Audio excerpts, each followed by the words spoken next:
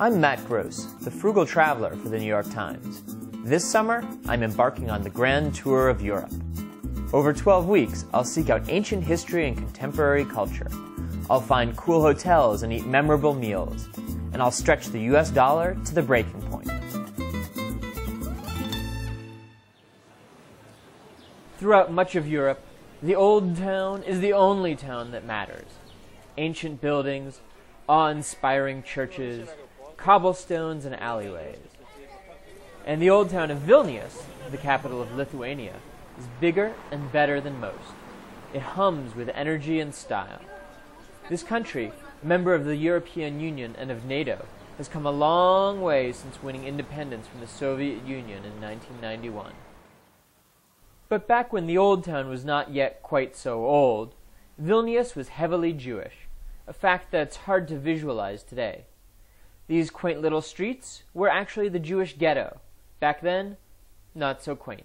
Now only a sign and a statue mark the site of Vilnius's great synagogue and its great rabbi, Eliyahu, known as the Vilna Gaon, the teacher of Vilna. In fact, the Vilna Gaon gets about as much publicity as another famous Jew, Frank Zappa, whose music helped inspire the Lithuanian independence movement. Though the Holocaust and the Soviet era effectively ended Jewish Vilnius, museums like the Center of Tolerance do a good job of preserving the culture. Before World War II, for instance, Vilnius had a flourishing Jewish art scene. Many of the artists were killed in the 1940s. But some, like Samuel Bach, managed to survive. Samuel Bach, it is his first works, his first painting, and his first exhibition was in Vilnius ghetto. He was 9 years old. One night, as the sun was beginning to set, I met up with my friend, Jonas Oniskas, who'd recently gotten certified as a guide. So it's good when you are in your 30s to brush up your memory a little bit, to learn about the buildings you pass every day, and of course about its history. The Vilnius Cathedral, a 200-year-old neoclassical church that in Soviet times served a stranger purpose. Did they repair tanks in there? They actually tried, but local intelligentsia resisted it.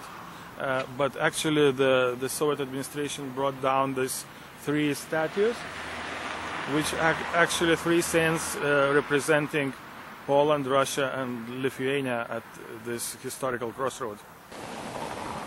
From there we saw more churches. Once a place for a pagan god of Ragutis, which is god of beer and bread. So, you have on every corner a piece of Polish history, a piece of Russian history, a piece of ancient Lithuanian history. Here, for example, was where Lithuania declared its independence for the first time, back in 1918. It is actually one of the biggest old towns on the UNESCO Heritage List. Of course, it's now a bit posh, renovated, but you still can find corners which are incredibly out of time. And while the streets on a late Monday night may be quiet, you can still find a crowd at a bar. In Vino is not exactly Lithuanian. In fact, it's a Spanish tapas bar, right in the middle of beer country. Okay, so we weren't being traditional. But I think we learned enough about the city for one night. Does Lithuania do better white, better red? No, that's just a classical connection between Lithuania and Spain or Italy in this case. Oh, a classical connection between Lithuania and Spain. The wine line actually ends somewhere in the Czech Republic, and here the beer countries actually start. And Jonas had survived his first tough test as a tour guide. New York Times, tai yra metas grosas, taupus keliautojas.